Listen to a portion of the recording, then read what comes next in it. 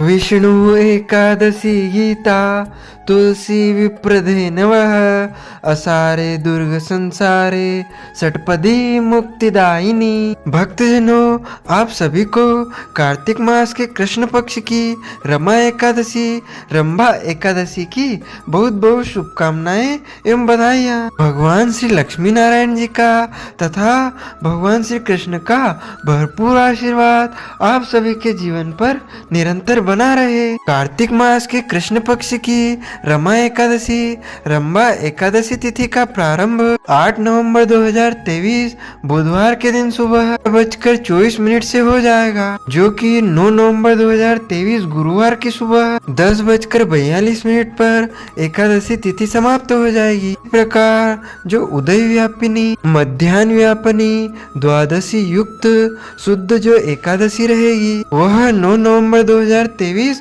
गुरुवार के दिन रहेगी। इसी दिन सभी भक्तजनों एवं माताओं बहनों को रमा एकादशी रंभा एकादशी का व्रत करना है तथा इस एकादशी व्रत का पारणा 10 दिसंबर 2023 शुक्रवार के दिन धनतेरस के दिन सुबह 6:24 से लेकर 8:24 के बीच में कर लेना चाहिए, यानी कि व्रत खोल लेना चाहिए। और एकादशी का व्रत आपको 9 नवंबर 2023 को ही रखना है। कृष्णाय वासुदेवाय हरे परमात्मने प्रणतः क्लेशनाशाय गोविंदाय नमो नमः। जय जय श्री राधा रमण, जय जय नवल किशोर, जय गोपी चित चोर प्रभु, जय जय माखन चोर। पूरे वर्ष में 24 एकादशी आती है, लेकिन जिस साल अधिक मास या पुरुषोत्तम मास आता है उस वर्ष 2 अधिक एकादशी यानी कुल मिलाकर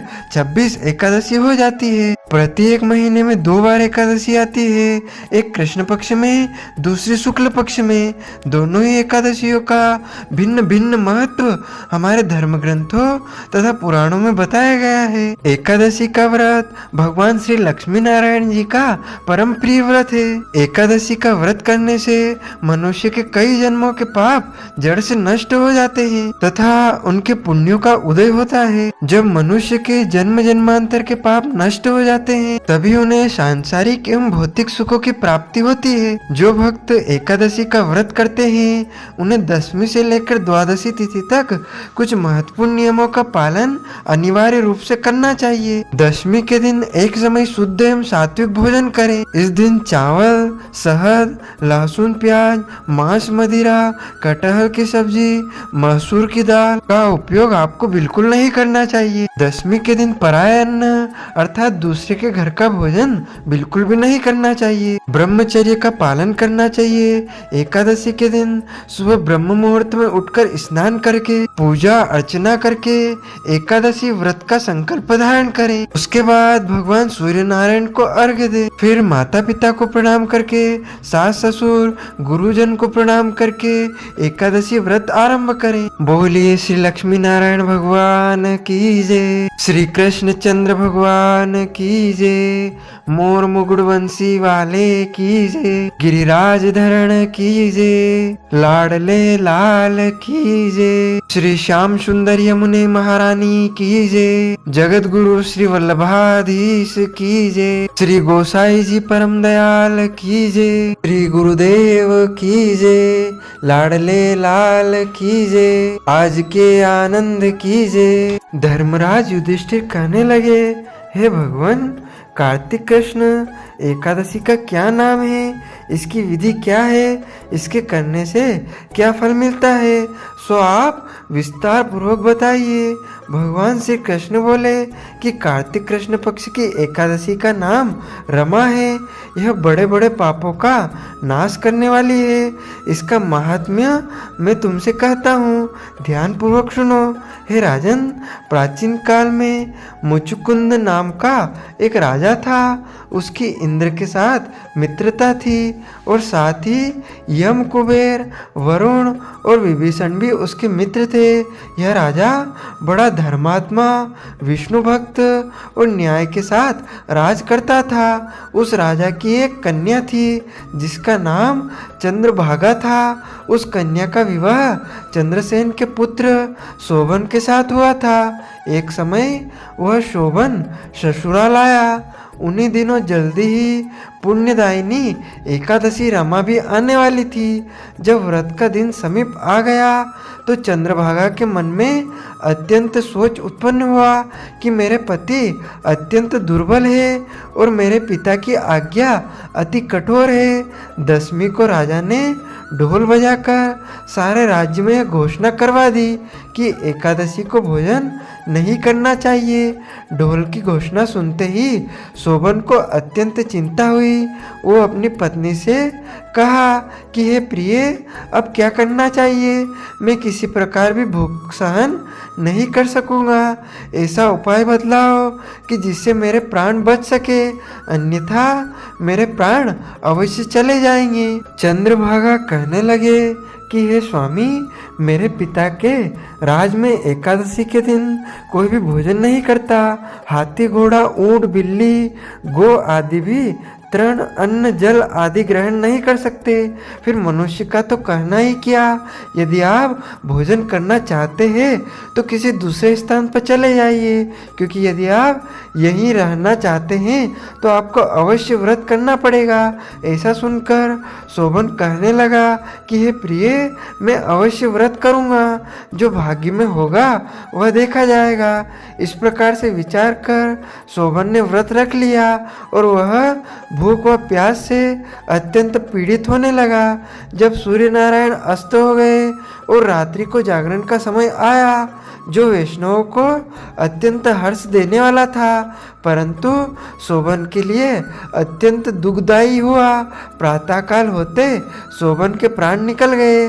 तब राजा ने सुगंधित काष्ठ से उसका दाह संस्कार करवाया, परंतु चंद्रभागा ने अपने पिता की आज्ञा से अपने शरीर को दग्ध नहीं दिया और शोभन की अंत्येष्टि क्रिया के बाद अपने पिता के घर में ही रहने लगी। रमा एकादशी व्रत के प्रभाव से शोभन को मंदराचल पर्वत पर धन धान्य से युक्त तथा शत्रुओं से रहित एक सुंदर देवपुर प्राप्त हुआ। वह अत्यंत सुंदर रत्न और वैदुर्यमणि जड़ित स्वर्ण के खंभों पर निर्मित अनेक प्रकार की स्फटिक मणियों से सुशोभित भवन में बहुमूल्य वस्त्राभूषणों तथा छत्र व चंवर से विभूषित गंधर्व और अप्सराओं से युक्त सिंहासन पर आरूढ़ ऐसा शोभायमान होता था मानो दूसरा इंद्र विराजमान हो। एक समय मुचुकुंद नगर में रहने वाले एक सोव शर्मा नामक ब्राह्मण तीर्थ यात्रा करता हुआ घूमता घूमता उधर जा निकला और उसने शोभन को पहचान कर कि यह तो राजा का जमाई शोभन है, उसके निकट गया। शोभन भी उसे पहचान कर अपने आसन से उठकर उसके पास आया और प्रणाम आदि करके कुशल प्रश्न किया। ब्राह्मण ने कहा कि राजा मुचुकुंद और आपकी पत्नी कुशल से है, नगर में भी सब प्रकार से कुशल है, परंतु हे राजन, हमें आश्चर्य हो रहा है। आप अपना वृतांत कहिए कि ऐसा सुंदर नगर जो न कभी देखा न सुना आपको कैसे प्राप्त हुआ। तब शोभन बोला, कार्तिक कृष्ण पक्ष की रमा एकादशी का व्रत करने से मुझे यह नगर प्राप्त हुआ, परंतु यह अस्थिर है, यह स्थिर हो जाए ऐसा उपाय कीजिए। ब्राह्मण कहने लगा कि हे राजन, यह स्थिर क्यों नहीं है और कैसे स्थिर हो सकता है, आप बताइए, फिर मैं अवश्यमेव यह उपाय करूँगा। मेरी इस बात को आप मिथ्या ना समझिए।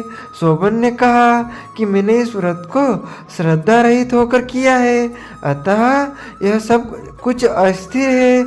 यदि आप मुचुकुंद की कन्या चंद्रभागा को यह सब वृतांत कहें तो यह स्थिर हो सकता है। ऐसा सुनकर उस श्रेष्ठ ब्राह्मण ने अपने नगर लौटकर चंद्रभागा से सब वृतांत कह सुनाया। ब्राह्मण के वचन सुनकर चंद्रभागा बड़ी प्रसन्नता से ब्राह्मण से कहने लगी कि हे ब्राह्मण, ये सब बातें आपने प्रत्यक्ष देखी है, यह स्वप्न की बातें कर रहे हैं।